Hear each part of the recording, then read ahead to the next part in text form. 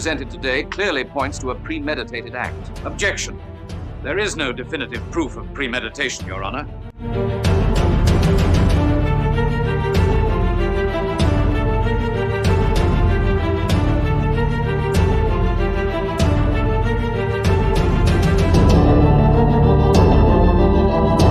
Verdict, not guilty.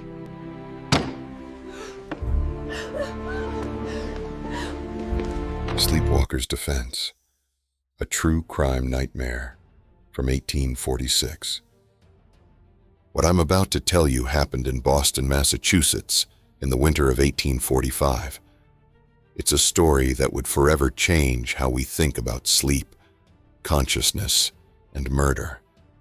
This is the case that introduced America to one of the most chilling legal defenses ever conceived, the sleepwalking defense.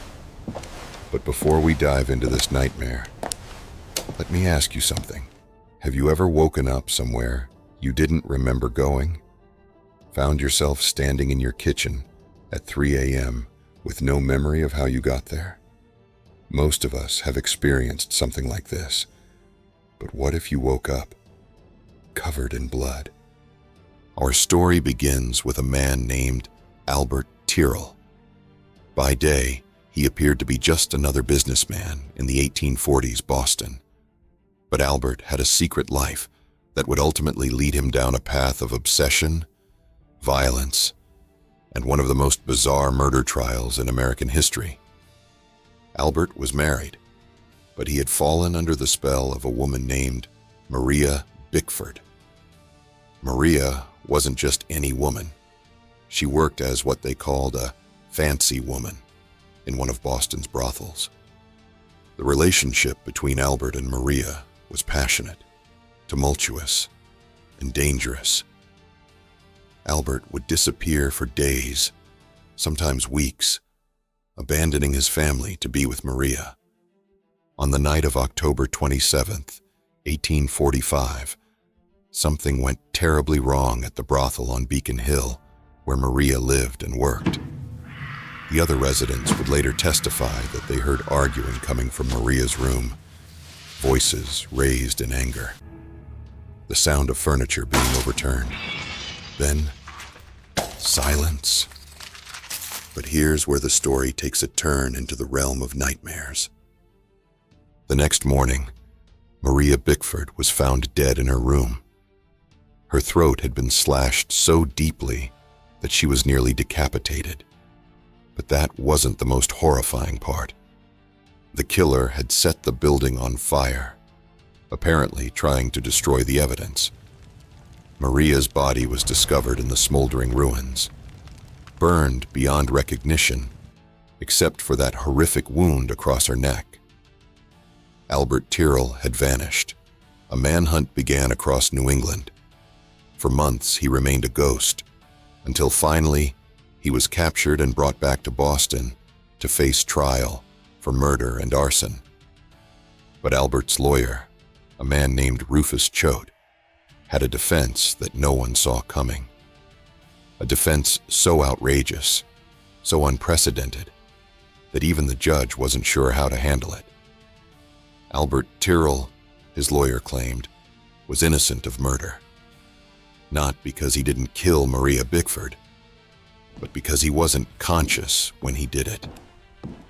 Choate argued that Albert had been sleepwalking when he committed the crime, that somewhere in the depths of the night, while his conscious mind slept, his body had risen from bed, taken a razor, and in some horrific nightmare state, ended Maria's life.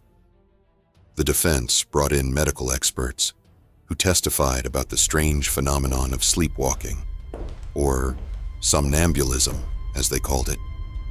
They spoke of people who could perform complex actions while completely unconscious. Cases of sleepwalkers who had walked miles, cooked meals, even held conversations, all while asleep. But could someone commit murder while sleepwalking?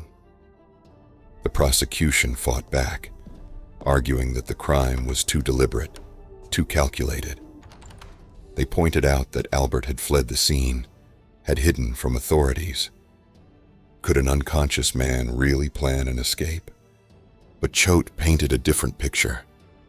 He described Albert as a man tormented by his double life, consumed by guilt over his affair with Maria. Perhaps, he suggested, Albert's sleeping mind had acted out the violent fantasies that his waking mind suppressed. The trial captivated Boston. Newspapers covered every detail. People packed the courtroom, desperate to hear whether a man could literally get away with murder by claiming he was asleep. Verdict. After deliberating, the jury returned with their verdict: not guilty. Albert Tirrell walked free, acquitted of murder on the grounds that he had been sleepwalking when he killed Maria Bickford. It was the first successful use of the sleepwalking defense in American legal history. But here's what makes this case truly haunting. We'll never know the truth. Was Albert Tirrell really sleepwalking when he killed Maria? Or had he and his lawyer concocted the perfect defense for the perfect crime? The case of Albert Tirrell opened a door that can never be closed. It established a legal precedent that continues to this day. Since 1846, dozens of defendants have claimed they were sleepwalking when they committed violent crimes. Some have been acquitted, others have not. But every time someone stands trial, claiming they killed while asleep, the ghost of Albert Tirrell is there in that courtroom. His case reminds us of a terrifying truth, that the line between sleep and waking, between innocent and guilty, between conscious and unconscious, is thinner than we'd like to believe. So the next time you're lying in bed, just about to drift off to sleep, remember this story. Remember that somewhere in the darkness of unconsciousness, our minds go places we can't control. And sometimes they take our bodies with them. Be safe and sweet dreams.